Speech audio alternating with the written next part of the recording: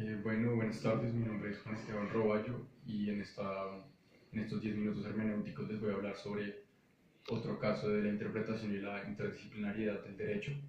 En este caso yo escogí a la sociología, entonces voy a comparar al derecho con la sociología y voy a comparar cómo la interdisciplinariedad entre estas dos fuentes del conocimiento eh, se debe analizar la sociedad y cómo se complementan entre ellas, aunque sean muy diferentes, una necesita de la otra para poder desarrollarse.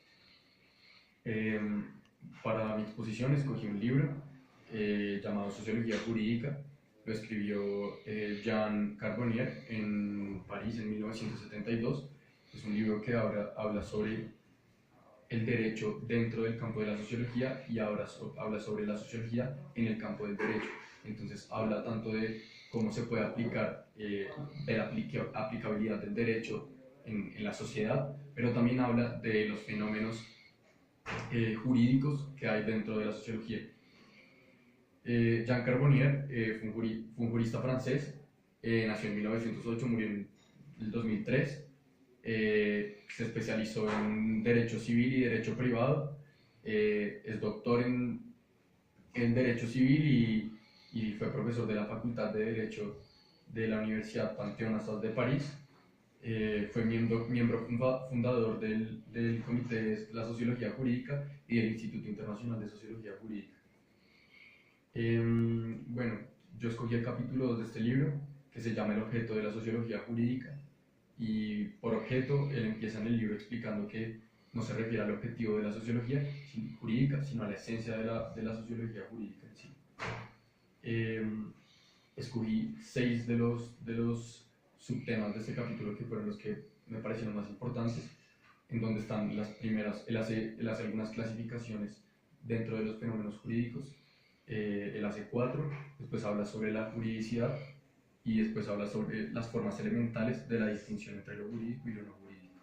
Yo escogí el capítulo 2 de este libro, el capítulo se llama El objeto de la sociología jurídica, y él empieza haciendo un breve resumen de lo que va a ser el capítulo, diciendo que con objeto no se refiere al objetivo o a la finalidad de la sociología jurídica, sino que se refiere a la esencia de la sociología jurídica.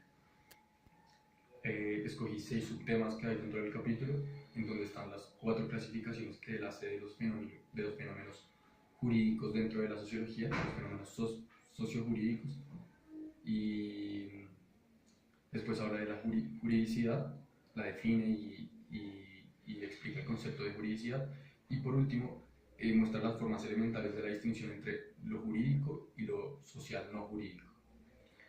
Después de estos subtemas habla de la aplicación de la sociología jurídica a través de la historia, la sociología jurídica contemporánea, pero digamos que esta es la base del capítulo.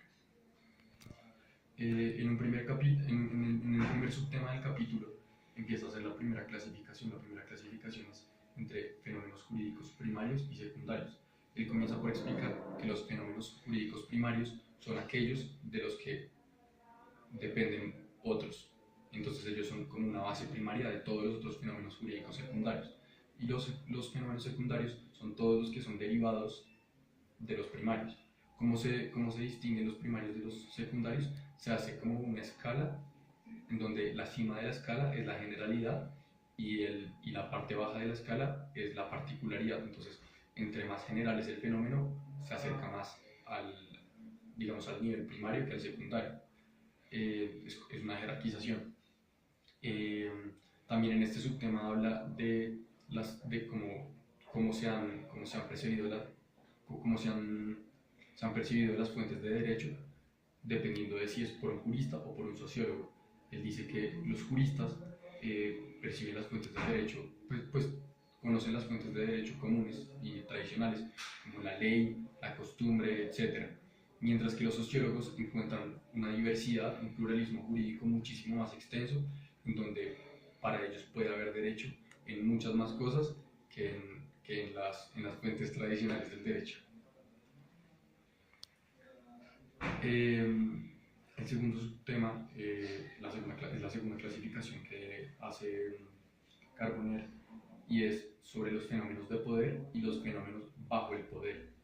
Simplemente él lo define como una subdivisión de los fenómenos primarios, es decir, son fenómenos muy generalizados, y los define como el que gobierna y el que es gobernado como fenómenos sociojurídicos.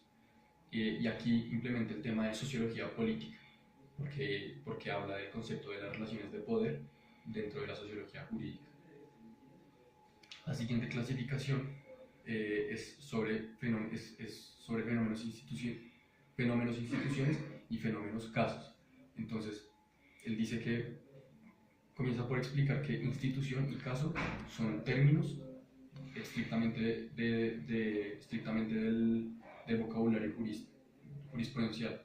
Y para poder definir la diferencia entre una institución y un caso y poder decir que en algunas veces puede haber institución y no puede haber caso, o en otras veces puede haber caso y no puede haber institución, él pone el ejemplo de un matrimonio en donde puede haber un matrimonio en donde el matrimonio está legitimado por un registrador civil, o pues digamos en una notaría en nuestro caso, y el matrimonio se convierte en una institución legal, una institución entre dos personas, con efectos jurídicos y todo lo que conlleva una institución. Pero también puede haber un caso de matrimonio en donde simplemente hay dos personas humanas viviendo, teniendo una convivencia matrimonial, una relación de matrimonio, que define él como un caso, un fenómeno caso. Dice que los fenómenos son casos jurídicos, pero no son instituciones. Dice que la sociología es la misma encargada de definir esta distinción entre institución y caso. La sociología es la que se encarga de separar estos dos conceptos. Y habla de la forma en que se divide, los fenómenos casos. Los fenómenos casos pueden ser fenómenos individuales o pueden ser fenómenos colectivos. La cuarta y última clasificación que él hace es sobre los fenómenos contenciosos y los fenómenos no contenciosos. Él comienza por explicar que lo contencioso tiene que ver con lo procesal. Lo contencioso es todo lo que contiene un proceso o lo que viene derivado de un proceso. Después, para explicar un ejemplo en el que puede haber fenómenos de derecho no contenciosos, que como en la clasificación pasada son encontrados por la sociología, pone el ejemplo del conflicto. Dice que el ser humano es conflictivo en sí, que la siguiente clasificación que hace el autor es sobre los fenómenos contenciosos y los fenómenos no contenciosos de la sociología jurídica. Él comienza por explicar que la palabra contencioso es sinónimo de la palabra procesal. Todo lo contencioso viene de los procesos, por lo cual cualquier fenómeno jurídico que conlleve a un proceso o que esté derivado de un proceso entra dentro del concepto de contencioso. Él pone el ejemplo del conflicto, habla de que los seres humanos son seres en conflicto, y habla de un problema muy común en el derecho, que es el litigio, una situación. Dice que habla de cómo la posibilidad de un litigio, que es, digamos, una situación claramente procesal. En un litigio hay un proceso, como puede no haber un proceso. Él explica que dentro del litigio las partes pueden llegar a un acuerdo, un consenso, y se puede evitar un proceso, digamos, administrativo objetivo y como concreto, y se puede llevar el derecho por una tercera vía, que no sea por medio de un proceso.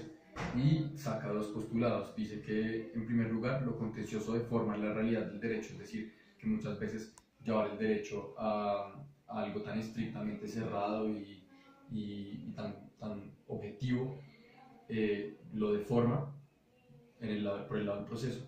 Y el segundo postulado es que el derecho es infinitamente más amplio que lo contencioso, que pues es básicamente refuerza el anterior postulado. Después habla de la juridicidad, lo explica como concepto. En este subtema dice que toda acción jurídica tiene al menos un pequeño latido en la sociedad, es decir, que el derecho, todo efecto del derecho va a tener algún tipo de impacto, así sea el más mínimo, dentro del campo sociológico. Y también dice que el derecho necesita un campo sociológico para actuar. Y por otro lado, dice que no todos los fenómenos sociales son fenómenos jurídicos. Entonces, es por esto que dice que la sociología y la sociología jurídica son cosas totalmente distintas, porque la sociología puede no tener derecho, pero el derecho necesariamente se tiene que dar dentro de un campo sociológico. Aunque la sociología, para funcionar, también necesita el derecho. La sociología no puede funcionar sin el orden y sin la normativa que plantea el derecho y sin, digamos, algo que la organiza la sociedad como civilización.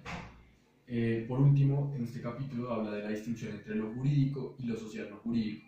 Aquí habla de cómo hay reglas que gobiernan las relaciones del hombre entre los hombres, y se plantea un problema de juridicidad en donde no necesariamente las reglas tienen que ser jurídicas y tiene que haber fenómenos jurídicos para que haya normas que puedan reglamentar el comportamiento de la sociedad.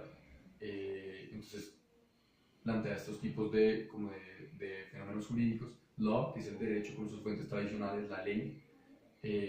Después pone los mores, que son usos sociales en sentido estricto, que no son normas de derecho tradicional y con fuentes tradicionales en sí, sino que son más bien como normas de uso generalizado dentro de la sociedad, pero que en cierta forma son obligatorias. Por ejemplo, no robar. Y por último, plantea los folkways, que son nacionales, son como tradiciones, costumbres, pero no la misma costumbre de las fuentes del derecho, como la costumbre como fuente, sino costumbres tipo la forma en que se saluda, la forma en que se come, la forma en que se viste, etc. Bueno, desde mi perspectiva, el pluralismo jurídico es la palabra que básicamente define esta relación entre sociología y derecho. El pluralismo jurídico que muestra cómo el derecho la sociología ayuda al derecho a ampliar su campo de acción, y a pesar de que el derecho siempre tiene un impacto en la sociología siempre va a incrementar estos impactos de forma mucho más grande. Y también me parece que este libro muestra muy bien cómo la categorización que puede tener el derecho dentro de la sociología, cómo la sociología categoriza los diferentes tipos de actuar del derecho, y me parece que este libro muestra muy bien ese complemento interdisciplinario en donde la sociología necesita de un derecho que la desarrolle, pero el derecho también necesita de una sociología que la lleve a un campo de acción. Bueno, me parece que este libro es bueno, explica muy bien esta interdisciplinariedad entre el derecho y la sociología, pero desde mi punto de vista, el libro carece un poco digamos, teoría de la aplicabilidad. Hay un plano teórico y como conceptual de lo que es la sociología jurídica, la explica muy bien, pero hay falta de explicación en la práctica, y me parece que la sociología se puede entender muchas veces más fácilmente desde la práctica. Por ejemplo, en un país como Colombia, en donde el pluralismo jurídico es realmente amplio, la sociología jurídica es muy amplia. La sociología jurídica se puede ver en ordenamientos jurídicos que no necesariamente son el que propone el Estado, sino el ordenamiento jurídico de la guerrilla, el ordenamiento jurídico de la iglesia. Y sí, quizás el autor hubiera podido llevar un poco más hacia la práctica este plano teórico de la sociología jurídica. Y esa es mi presentación. Muchas gracias.